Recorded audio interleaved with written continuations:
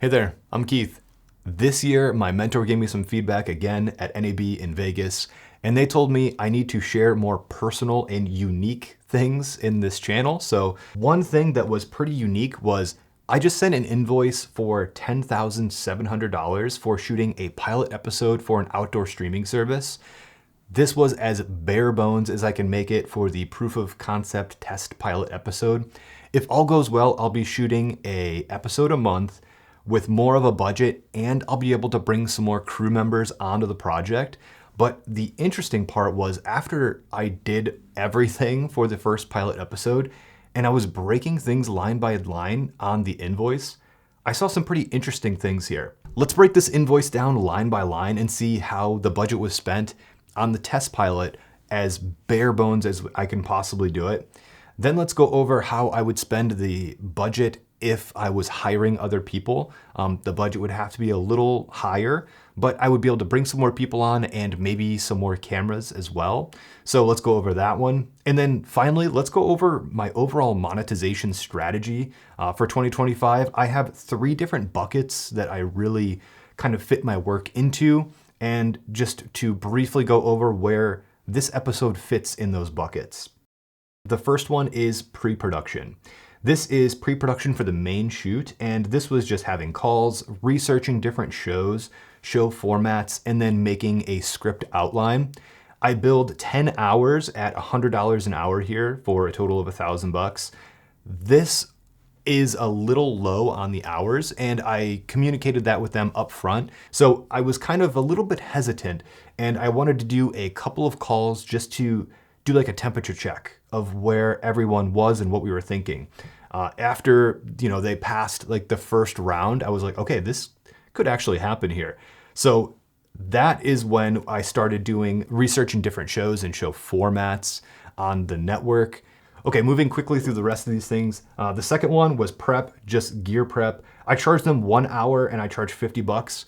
If you're doing someone a favor, it's good to put that at least 1 hour on there, I found, because in the future, they're going to know, okay, in the past, Keith kind of hooked us up, but that costs $50 an hour. He only charged us 1 hour. But when I say in the future, it's going to be 5 or 10 hours of prep or whatever, they know how much that costs if we go forward on the next one, because they will definitely be referring back to this invoice for the next project. So it's good to even just for 1 hour, put it on there. I've learned over the years. On to the third list item is my favorite. This was the shooting day rate. My day rate is $12.50 for 8 to 10 hours. Number 4 is equipment rental. And I typically wouldn't break this down line by line for everyone. In the pre-production process, I told them in the invoice, I'm going to break down every single thing that I'm using. Sorry, I have COVID. I only did this because I wanted them to be comfortable with whatever I'm actually going to be charging them. Because once we actually start making like the actual first real episode, I'm just going to say equipment rental $529 or whatever the new equipment rental is. I'm going to say, if you want to inquire about this, reach out and I'll give you a itemized list of everything that you're renting. The next line item, number 5, is equipment insurance on the water from Liberty Mutual. This was a extra line item that I took out insurance because I was filming on a boat, and if my whole camera setup went overboard or a rogue wave came or something happened out on the water, destroyed all of my equipment, I wanted to be protected here. I have small business insurance from Liberty Mutual again. I would just rather have a separate, very specific policy for this day or days that we're shooting. Number 6, and this was the big line item, this was editing the main video. This took 42 hours at $125 an hour for a total of $5,250. I knew this was going to be one of the bigger line items, and I prepared them for this. I told them it may take 20 hours, it may take 60 hours, and it took somewhere in the middle, 42. How do we tell a 22-minute story in 5 to 8 minute blocks? And like, if one is 5 minutes, the other one needs to be 8, and then, do the math and we can make it a 22-minute episode. that was really where a lot of the editing time was spent, which leads me to number 7, and that is the pre-production for the talking head insert shots. So going back to editing the main video, there's just some things that need a little bit more explanation. While I was editing, I couldn't like piece them together, or I did and it just felt a little bit fragmented to me. So I went through and said, well, if we had a quick explanation, maybe in your garage or on the dock, it's easier to just film a talking head at another time to fill in the gaps. So this was another thing that I had to do, and this took me 4 hours to come up with all the concepts and scripts for this one. I charged $100 an hour for pre-production, for a total of $400 for pre-production on this one. Leading into number 8, this is prep, and this was prepping for the talking head insert shots. That prep took me 3 hours at $50 an hour for $150. I didn't really need a lot of prep for this one because I've shot talking heads in the past before, so this one was a little quicker. I knew what I needed and what I needed to charge and all that stuff. Number 9 is the shooting day rate, and this one I typically don't do half days, but I actually was able to line up 2 completely different shoots in the same day, and I was actually able to charge a half day rate to 2 clients and have a day rate.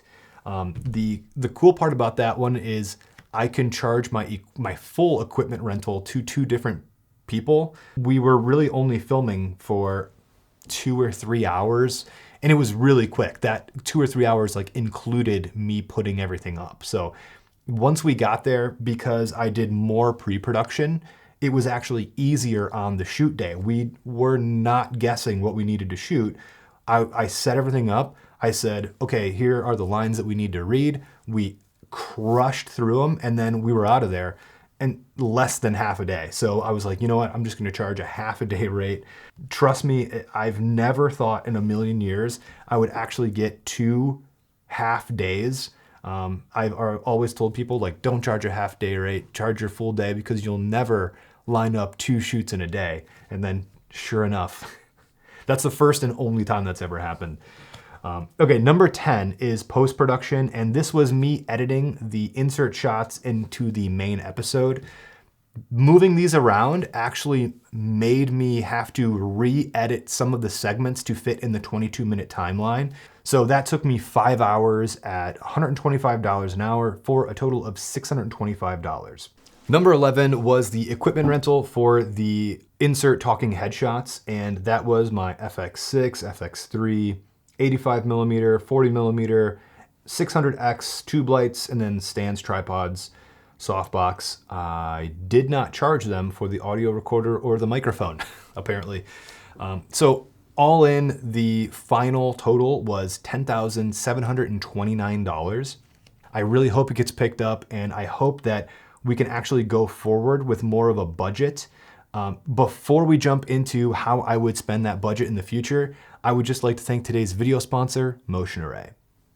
Editing is by far the most time-consuming part of making videos for me, and this is where Motion Array helps speed that up.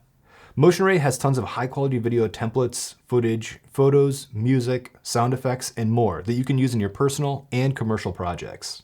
Motion Array has thousands of different assets, and they break it down so it's easy to find exactly what you're looking for. They have motion graphic overlays, loops, animations, transitions, and more to help add interest to your videos. They also have a selection of different LUT packs to choose from to help you color grade your image.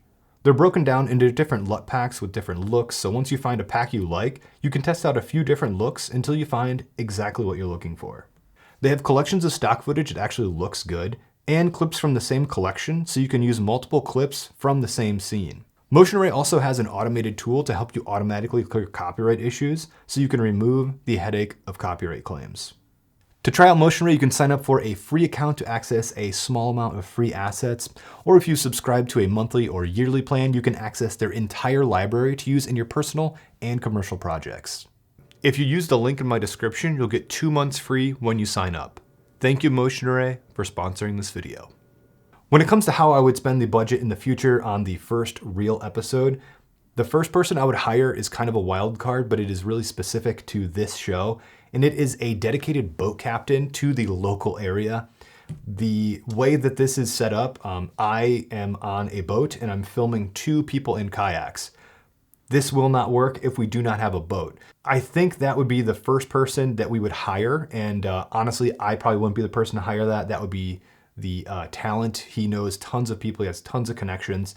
But we would need to write that into the budget first off. Like before anyone gets paid, the film boat captain needs to be secured and paid and like show up on the day, because if he doesn't show up, this whole show doesn't get started. So we need to find a dependable person there. The next person, well, the first person that I would actually hire would be a second camera operator. It's really hard to film 2 people at once. I had to do it for the pilot episode, but as a proof of concept, there were times when I was filming and I was like, man, I'm filming this person, but they're doing the action, but I want to get their reaction to whatever they're doing so I can cut between it in the edit. It worked kind of, but in the future, if we're going to actually do this right, I would like to have, 2 camera operators, 1 on each person at all times, just due to the nature of the show. The next person I would hire is an assistant. And I would hope that we have the budget for a regular dedicated assistant, because there's times when, you're in the middle of something and on the water, things get kind of crazy. So if you're in the middle of filming something and something's happening and you're like, I need a new battery right now, and I can't, walk past 2 people on a boat to get to my Pelican case to get it, it would be really nice to have an assistant there. The next person I would hire is a dedicated photographer, but someone that could also shoot phone BTS for social media. A dedicated photographer would be a little bit overkill, and on this shoot, I took my photo camera thinking that I would be able to like snap some photos. That totally didn't happen. I was behind my camera, my video camera, the whole time. It was total chaos out there on the water. So I think having a dedicated photographer that could shoot certain photos, but then also, 50% of the time you're shooting photos, 50% of the time you're just shooting BTS of what's happening, because it would be really beneficial to have more marketing material to just like drip out over time, like as stories or reels or something to like promote the show a little bit more. Nice to haves for the future, and I could feel a little bit of pushback on these is, first up, a dedicated audio person. I think having crystal clear audio is really important. I go more into this in my other video I made, but it was one thing that I was very stressed out about all day. I needed to have clear audio for this thing to work. So I was able to pull it off with my Technical Sync Track E's and internally recording on those and internally recording on my DJI mics. But I would just be more comfortable if we had a dedicated audio person, like, hey, when they were saying that there was a dropout, we need to re-record that or something. That would just make my life a little bit easier, and it would take a lot of stress away from me. The next one would be a nice to have, is just another camera operator. So I'm not behind a camera. I never thought I would say that. In my heart, I'm a cinematographer. But if I'm going to be like conducting the story to, have a good rhythm and beat from episode to episode, it's really hard to do that when you're behind a camera and looking at an iPad, like doing check boxes to make sure we got the dialogue or whatever, the shots that we needed, but also filming the shots yourself. Getting into why I think I was hired for this job, the weird thing about this project is the whole show is pure chance. Maybe you catch a fish, maybe you don't. I spent a lot of time coming up with ideas for a fishing show that's shot on the water where you don't catch a single fish. It seemed so unpredictable. And if we had all these people coming together to make a show, I wanted to make sure we could do a show even if we didn't catch a fish. I wrote all those in the pre-production phases and showed the talent and the network that I was taking this project as seriously as they were, and I was trying to identify problems before they even happened and have solutions to those problems. I think ultimately this is why they chose me to go forward with the project. Hopefully we'll continue to work together in the future if they do pick the show up. Okay, digging into my monetization strategy for 2025, kind of outside of the scope of this video, but I think it's worth noting here still. I'm always interested how creative people think about making money in their different ways. For me, I nailed down 3 different buckets of income that I'm really comfortable with. The first one is my day job. I work at a software and design firm doing marketing, design, and video work. The second one is my freelance clients, and this is the bucket where the streaming client falls into. And then the third bucket is this YouTube channel. I love that all 3 of these buckets are separate but related to each other. If one goes away, I can still ramp up production on the other 2 and still be able to make an income. And I think just hearing about the current state of the industry, that is really important, especially in the creative space. I'm playing it pretty safe. I have a stable day job. This YouTube channel is slowly building, but freelance work lately has been really unpredictable for me. It's definitely like a feast or famine situation right now. I didn't do a single freelance job in January, but then I got this project where I could possibly be directing and shooting at least 1 episode per month. So it's just a total roller coaster ride of income. Could be good, could be nothing. So I'm so grateful that this streaming show is even starting and has the potential of getting picked up. And I love that I can talk about my freelance clients on this YouTube channel and even have a sponsor on this video that helps me fund my future YouTube videos. So having a sponsor on this video allowed me to buy a bunch of untested Canon B mount zoom lenses and adapters on eBay. This is going to be my next video. So it's awesome that these things can feed into each other, and hopefully it helps people, price things out, because pricing is kind of like this weird black box sometimes.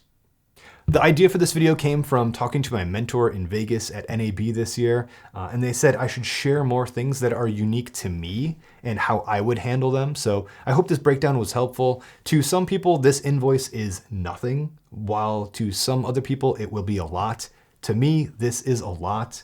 I don't want to come off as like arrogant or bragging or something, but I like the idea of knowing how much people charge for something like this. And if you're the client, I hope this gives you a better idea like where this budget is going, because just hearing a line item like this is going to cost $11,000, you're like, wait a second, what am I really getting? Like, why does it cost that much? So if you're in the client camp, I hope this brings some clarity to where that budget is going. Let me know if you like this breakdown in the comments down below. And I made a more of a problem solving episode that I'll leave on screen now if you'd like to check that out. Thank you guys for sticking around to the end, and I'll see you in the next one. And I'm so sorry that my voice sounds like this. If you dealt with this voice the whole time, then you are a real one.